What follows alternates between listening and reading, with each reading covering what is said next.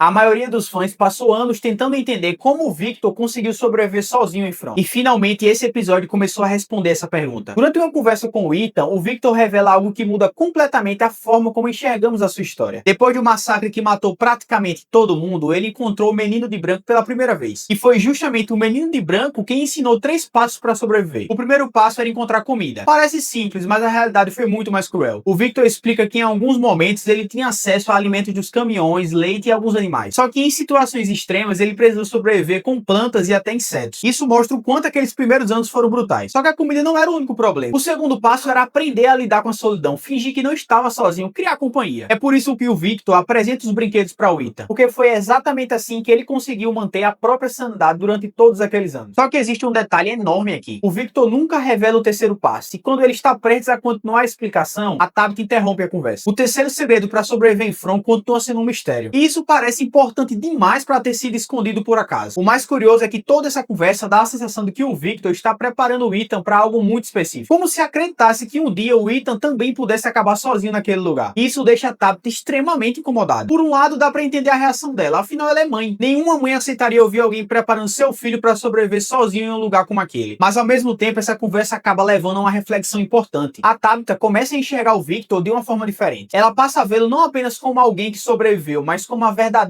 criança que ficou presa naquele ciclo. A criança que nunca conseguiu seguir em frente. E talvez seja justamente ela quem precise ser salva. Só que antes que essa ideia possa evoluir, acontece algo que os fãs já esperavam. O telefone toca. E quando isso acontece, existe apenas uma certeza. Sempre que a voz do Thomas aparece, alguma manipulação está acontecendo. A ligação leva a Tabitha até o trailer. E lá acontece um dos encontros mais importantes da série inteira. O Homem de Terno Amarelo finalmente aparece. Só que dessa vez ele não surge agressivo. Ele surge calmo, tranquilo, como alguém que reencontra uma velha conhecida. E talvez seja exatamente isso, porque a Tabitha continua retornando através dessas reencarnações tentando salvar as crianças. Então o Homem de Terno Amarelo provavelmente já encontrou inúmeras versões dela ao longo dos anos. E logo no começo da conversa ele solta uma frase extremamente importante. Ele disse que ela ainda não se lembrou dessa parte. Ou seja, existe uma memória perdida. Existe algo que a Tabitha viveu antes e continua esquecendo. Mas isso não é tudo, porque os desenhos espalhados pelo local escondem outro significado gigantesco. E é justamente aí que a conversa toma um rumo ainda mais perigoso. Mas isso fica para a próxima parte. Se curte conteúdo nerd, já segue o perfil, deixa o like, porque isso ajuda demais. E comenta o que você achou sobre isso.